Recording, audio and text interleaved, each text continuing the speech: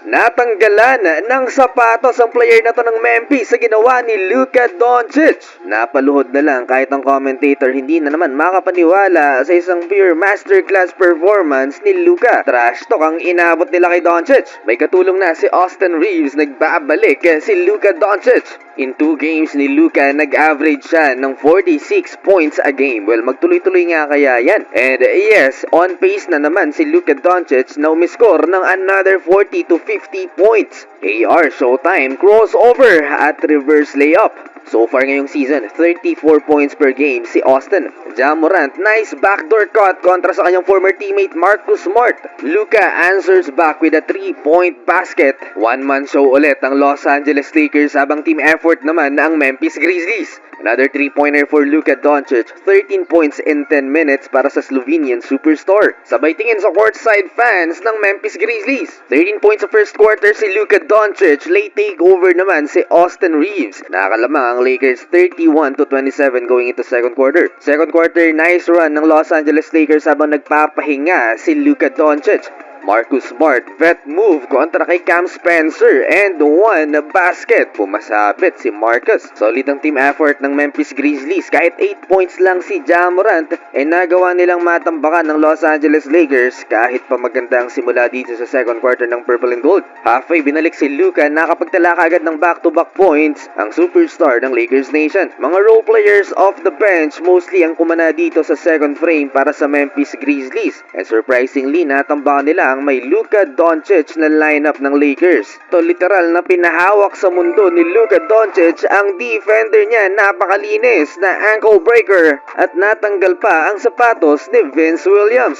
Sayang lang at hindi pumasok yung tres na yon mga idol. 19 points in 18 minutes si Luka Doncic pero may 4 na turnovers din ang point guard ng Lakers. Hindi magandang panimula ng Lakers to sa NBA Cup, 69 to 55 going into halftime. Maalat si AR sa first 2 frame ng laban, 7 points lamang in 2 out of 9 shooting at 0-4-4 naman outside the arc. Eto magandang panimula ng Los Angeles Lakers at magandang senyales din sa kanilang opensa dahil nakapagtala na rin ng 3 si AR. Baltog ngayon si Ja Morant mga idol, 0-4-5 beyond the arc, hindi rin makapagyabang si Ja sa kanilang home court. Kulang na nga sa malaki ang Lakers na wala pa si DeAndre Ayton.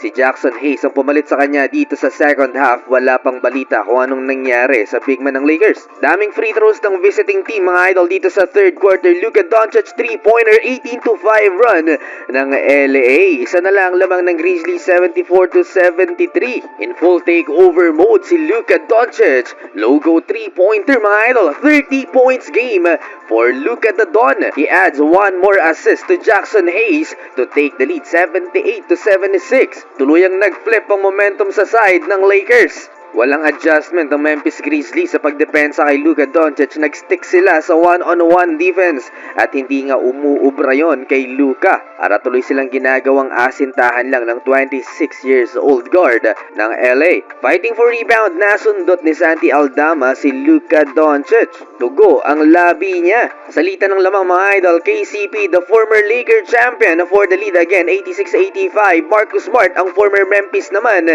floater sa harap ni Ja. Dalton Connect beats the clock to end the third quarter, 91 to 89.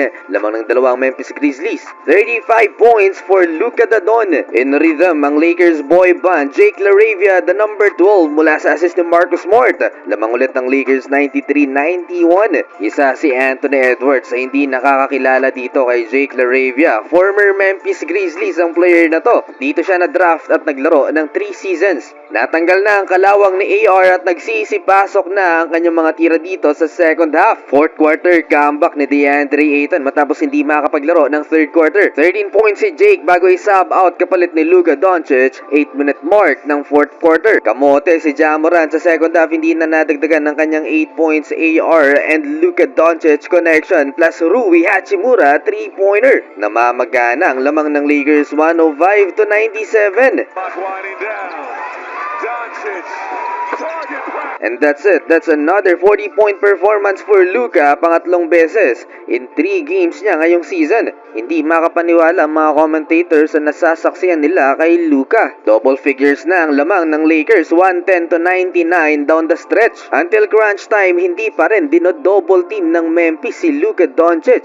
Final minute remaining sa fourth quarter, Luka Doncic na foul beyond the arc. 3 free throws for Luka at trinash talk ang courtside fan ng Memphis Grizzlies. Last 14 seconds na ibaba pa sa 5 ng Memphis ang lamang ng Lakers, pero kinulang na sila sa oras para makambak ang Lakers. Comeback din naman ang ginawa ng Purple and Gold, 15 points ang hinabol nila. Baldog si Ja Morant, 0 for 6 outside the arc, 3 out of 14 from the field in 31 minutes. Panalo ang Lakers, 44 points for Luka with 12 rebounds, 6 assists, habang 20-point game naman si AR.